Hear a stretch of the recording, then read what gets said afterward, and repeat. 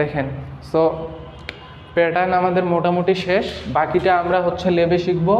বাকি যে থিওরিগুলো মিস যাচ্ছে প্যাটার্নের, যেমন প্যাটার্নের বিভিন্ন ধরনের কনফারেন্স, প্যাটার্নের বিভিন্ন ধরনের আপনার হাতে কলমে যেগুলো করার ক্ষেত্রে, তার পাশাপাশি যেই থিওরিগুলো কোশ্চেন আসবে ওগুলো আমরা আপনাদের যেগুলো বুঝবেন না অথবা বুঝেন নাই, যে কোশ্চেনগুলো আপনাদের থাকবে ওগুলো আমরা ওখানে সলভ করার ট্রাই করব। এখন আপনারা দেখেন মার্কার মেকিং, ঠিক আছে? সো আমাদের মার্কার মেকিংটা কি বলছিলাম আপনাদের, প্যাটার্নের পরে মার্কারটা বানানো হয়। সব প্যাটার্নগুলা একটা বড় কাগজে হচ্ছে এমনভাবে বসানো হয় যেখানে জায়গার অপচয়টা যাতে মিনিমাম লেভেলে হয়। যত জায়গার অপচয় কম হবে তত ফেব্রিকের অপচয় কম হবে, এবং মার্কার যে আপনি বানাইলেন মার্কারের ইফিসিয়েন্সিটা অনেক বেশি হবে। মার্কারের ইফিসিয়েন্সি বেশি হওয়া মানে অপচয় কম হওয়া, বোঝা গেছে? সো এইভাবে বসাবেন। এই যে দেখেন একটা মার্কারের এখানে ছবি দেওয়া আছে, এটা কত সুন্দরভাবে বসাইছে না? কতটুকু মাত্র জায়গা অপচয় হচ্ছে, এই জায়গাটুকু অপচয় হবে, এইটা অপচয় হবে। অনেক সময় করা হয় কি, ধরেন এই যে বড় পিস এবং ছোট পিসের মাঝখানে, মানে বড় বড় কম্পোনেন্টগুলোর মাঝখানে ছোট ছোট কম্পোনেন্টগুলো ঢুকায় দেওয়া হয় যাতে জায়গার অপচয়টা আরও কমে যায়। এটা পুরাটাই কিন্তু একটা মার্কার। এই যে দেখেন এখান থেকে শুরু করে এখান পর্যন্ত পুরাটাই হচ্ছে একটা মার্কার। এখানে ইন্ডিভিজুয়াল কম্পোনেন্টের যে প্যাটার্ন পিসগুলো আছে এগুলো বসানো হয়েছে, একটার পরে একটা সিকুয়েন্সিয়ালি হচ্ছে এখানে বসানো হয়েছে, ঠিক আছে? তো আমরা এখানে দেখতে পাচ্ছি যে আমরা কিছু থিওরি দেখতে পাচ্ছি যে মার্কারটা আসলে কি। আমি বারবার বলছি, অনেকবার বলছি, প্রথম থেকেই বলতেছি যে marker is a long thin paper on which all pattern pieces for all sizes for a particular style of a garments are drawn in such way that maximum fabrics will be used and fabric wastage will be minimum. বুঝা গেছে কথাটা? মানে marker হচ্ছে একটা long thin paper যেটার উপর সব pattern পিসগুলা এমনভাবে প্লেসমেন্ট করা হয় যাতে ওই সব প্যাটার্নের সব সাইজের প্যাটার্ন পিসগুলো এমনভাবে আপনার প্লেসমেন্ট করা হয় এবং ড্র করা হয় যাতে ম্যাক্সিমাম ফ্যাব্রিক ইউটিলাইজেশন করা যায় এবং মিনিমাম পরিমাণ ওয়েস্টেজ হয়। It is done by manually and computerize method. So pattern যেরকম ম্যানুয়ালি এবং কম্পিউটারাইজ দুইটাতেই করা যায়, ঠিক সিমিলারভাবে মার্কারও ম্যানুয়ালাইজ এবং কম্পিউটারাইজ দুইভাবেই করা যায়। কম্পিউটারাইজভাবে করলে সফটওয়্যার আমরা জাস্ট হচ্ছে প্যাটার্নগুলো সিলেক্ট করি, প্যাটার্নগুলো সিলেক্ট করে বসায় দেখি যে কোনটাতে কম জায়গা অপচয় হচ্ছে। কিন্তু কম্পিউটারাইজের ক্ষেত্রে একটা কি সুবিধা, ধরেন আপনি কার্সরটা দিয়ে এভাবে বসাচ্ছেন প্যাটার্নগুলো, এটা সরাইলেন বসাইলেন, সরাইলেন বসাইলেন, বাট ম্যানুয়ালি যখন করবেন এটা বারবার করতে পারবেন, ওটা তো ড্র করেই ফেলছেন। সো এই জন্য যে সফটওয়্যারের মাধ্যমে যেগুলো করা হয় এগুলোর এফিসিয়েন্সি ভালো হয়, বারবার ট্রায়াল অ্যান্ড এরর করে করা যায়। তারপর কি আছে, purpose of marker making. So আমাদের মার্কার মেকিংয়ের গুরুত্বটা কি, দরকারটা কি, এটা পড়তে হবে না, এটা জানতে হবে না। So purpose of marker making, using the least amount of fabric to produce a garments and make industry profitable every time. অর্থাৎ আপনার খুব কম পরিমাণ ফেব্রিক ইউজ করে গার্মেন্টসটাকে প্রডিউস করা। কারণ আপনি যখন মার্কারটা এমনভাবে বানাবেন যে মার্কারটাতে হচ্ছে প্যাটার্নগুলো এমনভাবে বসানো হয়েছে যাতে মিনিমাম ফেব্রিক অপচয় হয়েছে, তার মানে আপনার কম পরিমাণ ফেব্রিক ইউজ করে আপনি ড্রেসটা বানাইতে পারতেছেন কম্পেয়ার টু আদার্স। তো এই ড্রেসটা যে বানাইতে পারতেছেন এবং এই ড্রেসটা বানাইলে আপনার প্রফিটটা ইনক্রিজ হচ্ছে, ওয়েস্টেজটা কমে যাচ্ছে, ঠিক আছে? প্রফিটটা কমে যাচ্ছে, প্রফিট কমে যাচ্ছে না বেড়ে যাচ্ছে? প্রফিট বেড়ে যাচ্ছে, ওয়েস্টেজ কমে যাচ্ছে, ঠিক আছে? বুঝা গেছে? তারপর এটা কি বলছে,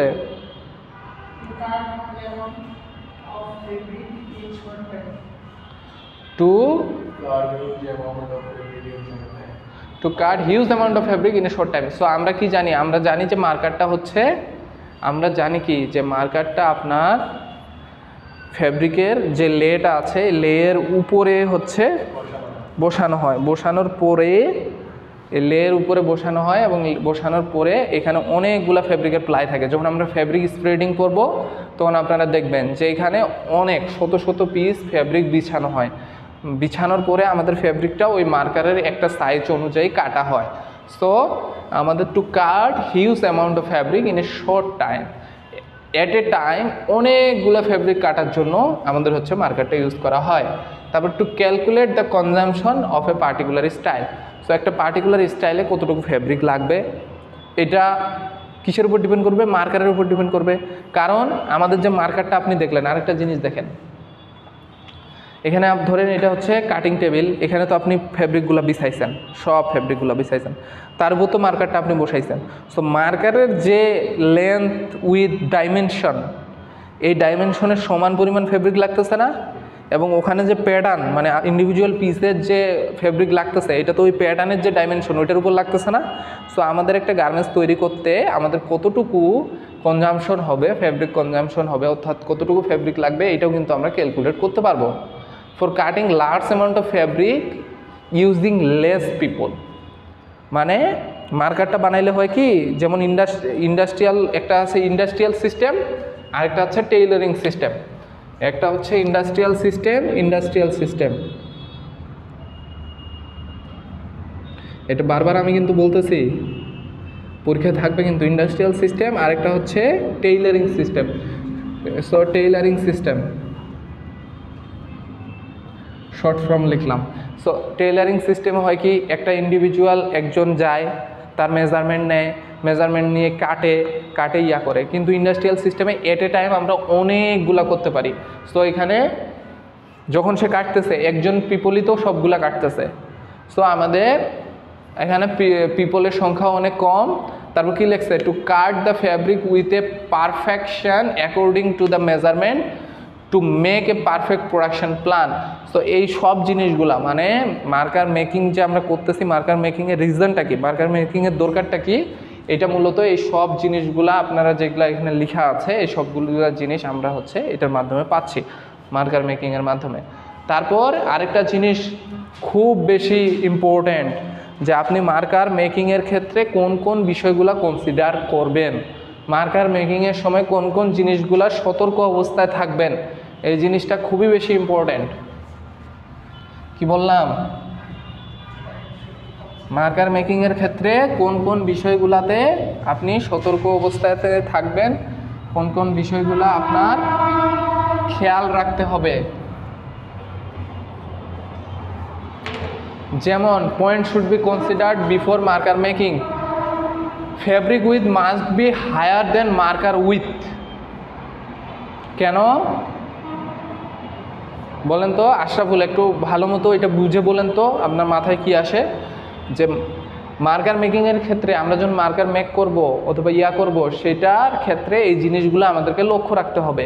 তার মধ্যে প্রথম পয়েন্টটা হচ্ছে ফেব্রিক উইথ, অর্থাৎ ফেব্রিকের যে প্রস্থটা আছে, এই প্রস্থটা মার্কারের যে প্রস্থ আছে সেটার থেকে একটু হলেও বেশি হতে হবে, এবং এটা হচ্ছে 1/2 ইঞ্চি।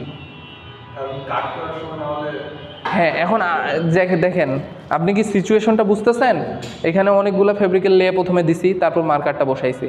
এখন মার্কারের উইথ থেকে না, মার্কার তো ছোটই হলে কাট হবে। ধরেন মার্কারের উইথের থেকে নিচে তো ফেব্রিক বিছাইছি, নিচে এইভাবে ধরেন একটা লে, দুইটা লে, এইখানে দেখেন, এখানে বুঝেন। ধরেন এটা হচ্ছে আপনার কাটিং টেবিল, মনোযোগ দিয়ে বুঝেন, এটা আপনার কাটিং টেবিল। হ্যাঁ, সো এইখানে আপনি লেগুলো বিছাইলেন, একটা দুইটা এভাবে লেগুলো বিছাইলেন, ঠিক আছে, এভাবে বিছাইলেন। সো এখানে ধরলাম 500টা আপনি বিছাইছেন, এখানে 500। তারপরে আপনি করবেন কি, মার্কারটা দিবেন। মার্কারটা দেওয়ার পর তো আপনি হচ্ছে সেটা কাটবেন, তাই না? এইখানে মার্কারটা আপনি প্লেস করলেন, এই জায়গায় এটা আপনি মার্কারটা প্লেস করলেন। এখন এই মার্কারের লেন্থ যদি ফেব্রিকের লেন্থের থেকে বেশি হয়ে যায়, মার্কারের লেন্থ ধরেন হয়ে গেছে ফেব্রিকের লেন্থের থেকে বেশি, এরকম,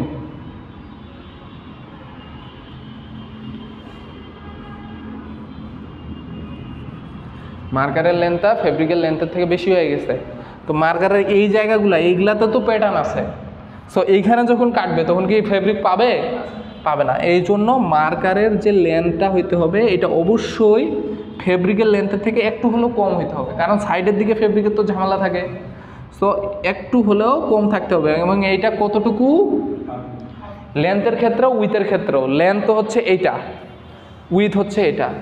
উইথের ক্ষেত্রে 1/2 ইঞ্চি এবং লেন্থের ক্ষেত্রে 1 2 ইঞ্চি, এই পাশে 1 ইঞ্চি এই পাশে 1 ইঞ্চি, 2 ইঞ্চি। মার্কারের লেন্থটা কম হইতে হবে, ফেব্রিকের লেন্থটা বেশি হইতে হবে। মার্কারের উইথটা কম হইতে হবে, ফেব্রিকের উইথটা বেশি হইতে হবে। এটা বোঝা গেছে? জিনিসগুলো না বুঝলে তো পড়ার সময় তো বুঝবেন না, সব তো মুখস্থ করে ফেলবেন, মুখস্থ করে তো লাভ নাই। তারপর কি বলছে দেখেন, when pattern pieces are, দেখেন, when pattern pieces are laid down on the layer of fabric, the grain line should be parallel to the line of the warp in the woven fabric and walls in neat fabric. When pattern pieces are laid across the layer, the line is kept parallel to weft or coarse. এটা আমি already একবার বলছি। Grain line আমি আপনাদেরকে আঁকাইছিলাম এইভাবে, যে ধরেন এটা হচ্ছে ফ্যাব্রিকের উপর মার্কার বসছে, আপনার প্যাটার্ন পিসগুলো অবশ্যই ওয়ার্প ডিরেকশনে আপনাকে বসাইতে হবে। ওয়ার্প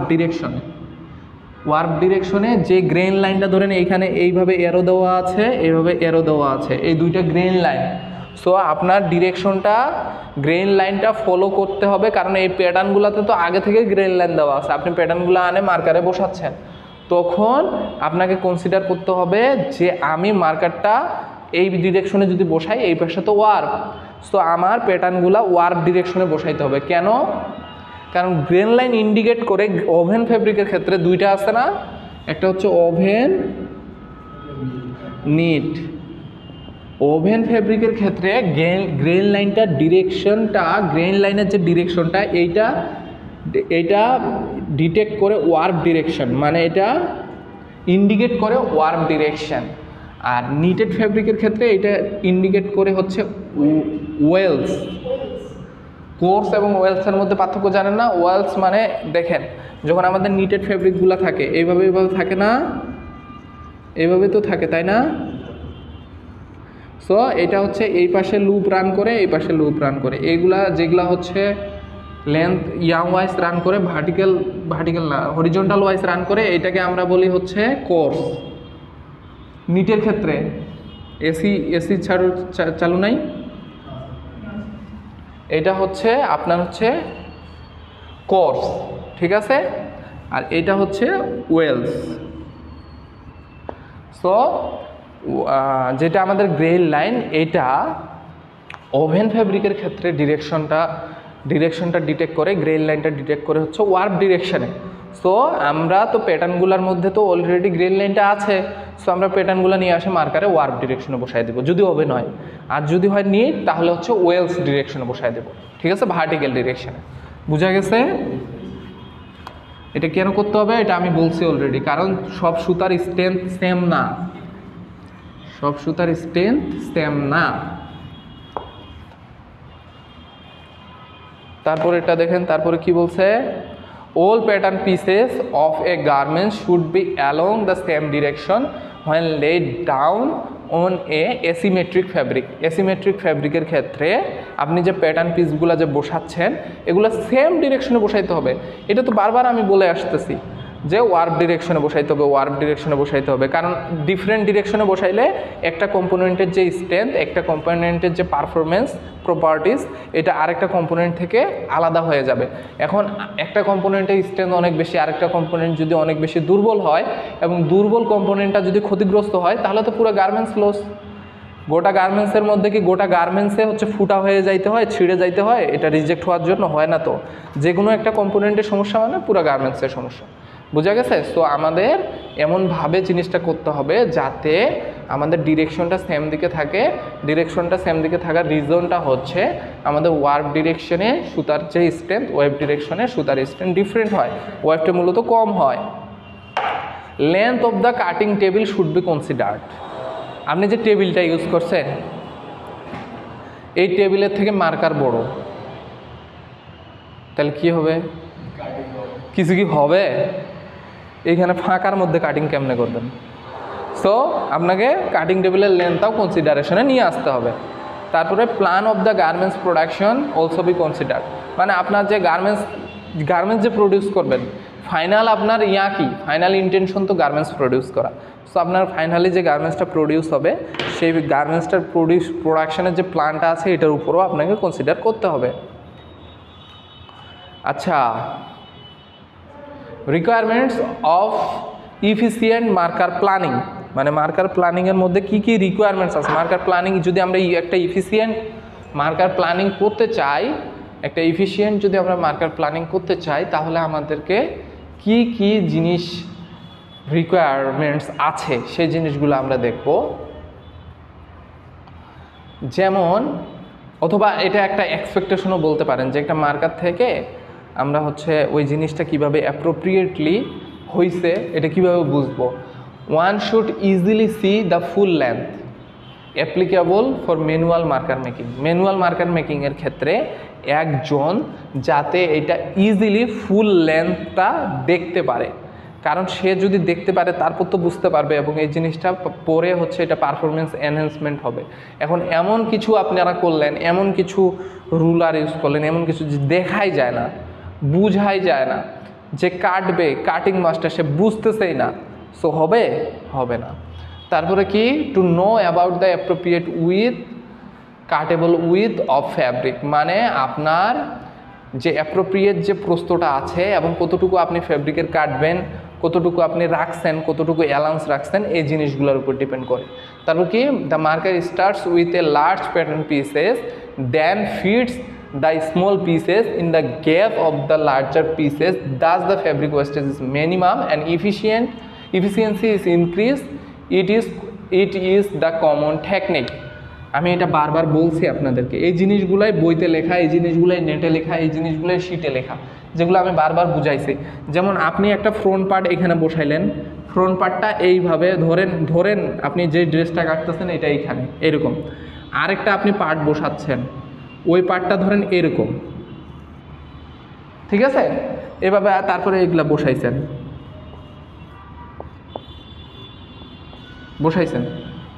মার্কারে। এখন আপনার একটা ছোট পকেট দরকার, ওইটা তো একটা ইন্ডিভিজুয়াল কম্পোনেন্ট, ওইটা আপনি এইখানে বসাই দেন, তাহলে কি হলো, জায়গাটা বেঁচে গেল, ফেব্রিকটা অপচয় কম হইলো। এইটাই বলতেছে যে the marker start with a larger piece. আপনি আগে বড় বড় পিসগুলো বসান, আগেই যদি আপনি ছোট পিসটা, এখন দেখেন মার্কার যে প্ল্যান করতেছে, যে মার্কার প্ল্যানিং করতেছে, ধরেন আপনি সাব্বির, প্রথমে মার্কার নিয়ে প্রথমেই ছোট পিসটা এখানে বসায় দিয়েছেন, বসায় দিয়ে তারপরে এখানে এটা করছেন, এখানে এটা করছেন, এটা দিছেন, তারপর এখানে জায়গা ধরে না তখন এই পাশে দিছেন, এটা এমনি দিছেন। সো এইভাবে কিন্তু ওয়েস্টেজ বেশি হয়। এই জন্য প্রথমে ছোটোগুলো না বসায় প্রথমে আগে বড়োগুলো বসাবেন, ফলে এই বড়োগুলার মাঝে যে ফাঁকাগুলো আসবে এখানে আপনি ছোটো কম্পোনেন্টগুলো দিতে পারবেন। বোঝা যাচ্ছে? আমি কিন্তু সিম্পল জিনিস বুঝাচ্ছি এবং সিম্পলি বোঝানোর ট্রাই করতেছি, সিম্পলি। হ্যাঁ না, আমি তো এইভাবে সবগুলো এইভাবে বোঝানোর ট্রাই করি। After that the pattern are shuffled in various direction to reduce the marker length. It also helps to increase the marker efficiency. মানে আপনি যখন মার্কারের পিসগুলো বসালেন তার আগের স্টেজে বড় বড় কম্পোনেন্টগুলো বসাইলেন, বড় বড় কম্পোনেন্টগুলো বসানোর পরে সেগুলোর গ্যাপে গ্যাপে স্মল যে ইয়াগুলো আছে সেগুলো আপনি বসাইলেন, বসানোর পরে তারপরে আপনার এই মার্কার প্যাটার্নগুলো যেগুলো আছে এগুলো বিভিন্ন ডিরেকশনে দিয়ে আপনি মার্কারের লেন্থটা রিডিউস করলেন। মার্কারের লেন্থ রিডিউস করা মানে তো ফেব্রিকের লেন্থ রিডিউস করা, ফেব্রিকের অপচয় কম করা, বুঝা গেছে?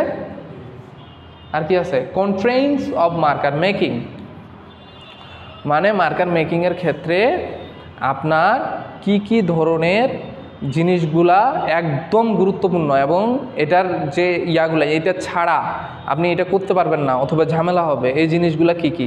তিনটা জিনিস আছে, the nature of fabric, and the desire result in the finished garments.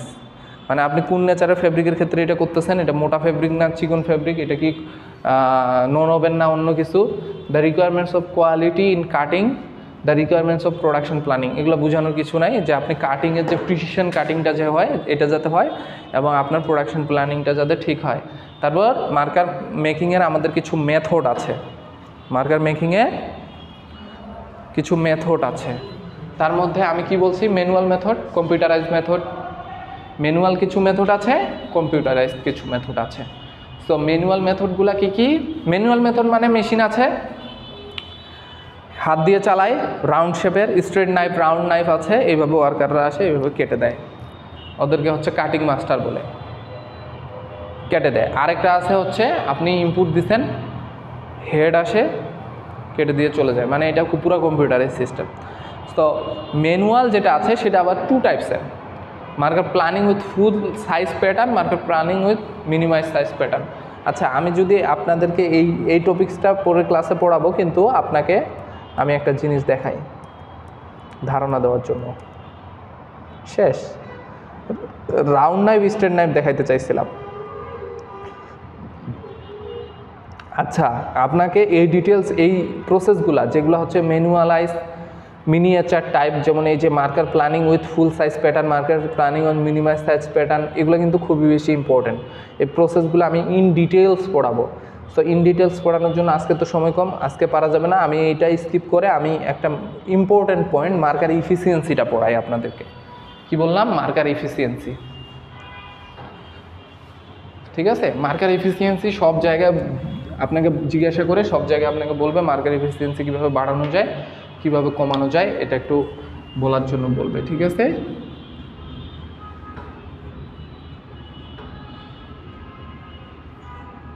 Marker efficiency. Marker এফিসিয়েন্সিটা কি বলছে বলেন দেখে? Marker efficiency may be define as the ratio of area covered by the pattern in a marker and the total area of the marker. মানে আপনার marker efficiency মানে আপনি কত efficiently মার্কারটা বানাইছেন। মার্কার এফিসিয়েন্সি 100% মানে কি? সাব্বির বলেন তো। Marker efficiency 100%। ধরেন কখনোই 100% হয় না, ধরেন 100% হয়েছে, তার মানে আপনি পুরো মার্কারটাকে ইউটিলাইজ করছেন, এটার মধ্যে কোনো ফাঁকা জায়গা নাই। 100% মানে মার্কারের লেন্থ যতটুকু, মানে মার্কার এফিসিয়েন্সি সূত্রটাই হচ্ছে area covered by the pattern in a marker, total area of the marker.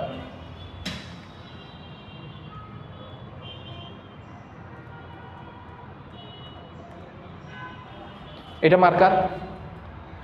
Marker efficiency মানে মার্কারটা কতটুকু ইফিসিয়েন্ট হয়েছে, এটা সূত্রটা হচ্ছে, এটার ফর্মুলাটা হচ্ছে এই যে প্যাটার্নগুলো আছে না, কতগুলা? অনেকগুলা। এই প্যাটার্নগুলোর এরিয়াটা থাকবে উপরে, এই প্যাটার্নের যতগুলো প্যাটার্ন আছে সবগুলোর এরিয়ার যোগফল এটা থাকবে উপরে, আর পুরা মার্কারটার এরিয়া এটা থাকবে নিচে। এখান থেকে আমরা কতটুকু ডিস্টেন্সটা পাবো? এই ফাঁকা জায়গাগুলো উপরেরটাতে বাদ যাবে না। সো মার্কার এফিসিয়েন্সি 100% মানে মার্কারের যে এরিয়া ইকুয়াল টু এই পুরাটার এরিয়া, তার মানে কোনো ফাঁকা জায়গায় নেই। সো মার্কারের এফিসিয়েন্সি কখনো 100% হয় না।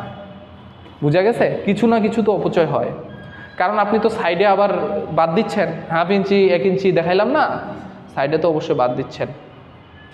সো কোথায় পড়াচ্ছিলাম? মার্কার এফিসিয়েন্সিতে যাই। এই যে marker efficiency area covered by, এটা লিখেন, সূত্রটা লিখেন। Marker efficiency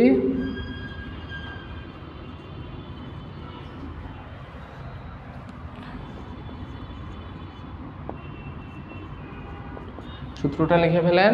area covered by pattern in a marker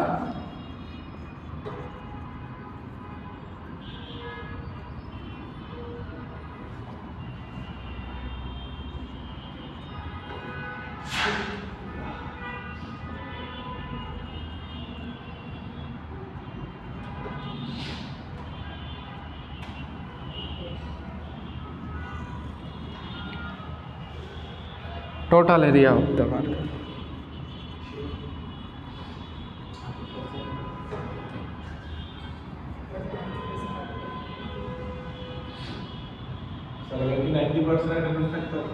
হ্যাঁ 90% এবং 3.90, তাইলে হচ্ছে 3.90 সিজিপি, তাইলে হচ্ছে ইয়া পাবেন, তাইলে হচ্ছে অ্যাটেন্ডেন্স সার্টিফিকেট পাবেন এবং ওই যে ফাইনালে যে পুরস্কার দেওয়া হয় এটা এইবার সার্টিফিকেট থাকবে এই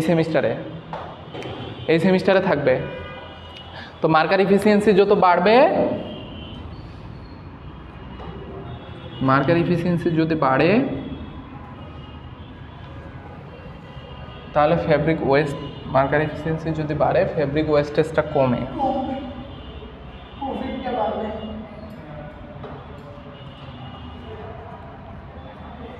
বুঝতেছেন? প্রফিট হচ্ছে বাড়ে না কমে?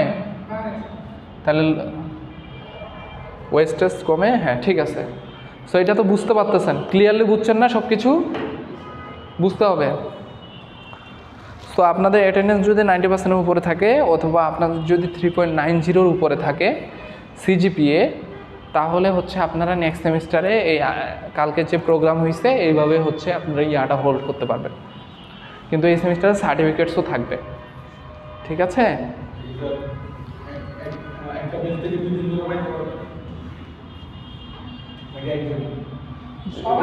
15 রেগুলার থেকে 24টা পাইছে, 24টা অ্যাটেন্ডেন্সের উপরে পাইছে হচ্ছে, রেজাল্টের উপরে পাইছে 15টা, রেজাল্টের উপরে 15টা পাইছে, 15টার মধ্যে 7টা হচ্ছে, 15টার মধ্যে 7টা হচ্ছে 4 আউট অফ 4, আর হচ্ছে 8টা হচ্ছে 3.90-র উপরে। হ্যাঁ ভালো স্টুডেন্ট, এইবার তো 4 পাইছে, মানে ওরা পড়ালেখা করে। বাকি ব্যাচগুলোর অবস্থা তো ভালো না, বাকি ব্যাচগুলোতে 1-2টা করে পায় নাই, কিন্তু ওরা পারছে, ওরা 16 ব্যাচও পাবে। আচ্ছা ঠিক আছে, তাহলে মার্কার এফিসিয়েন্সি এখানে শেষ।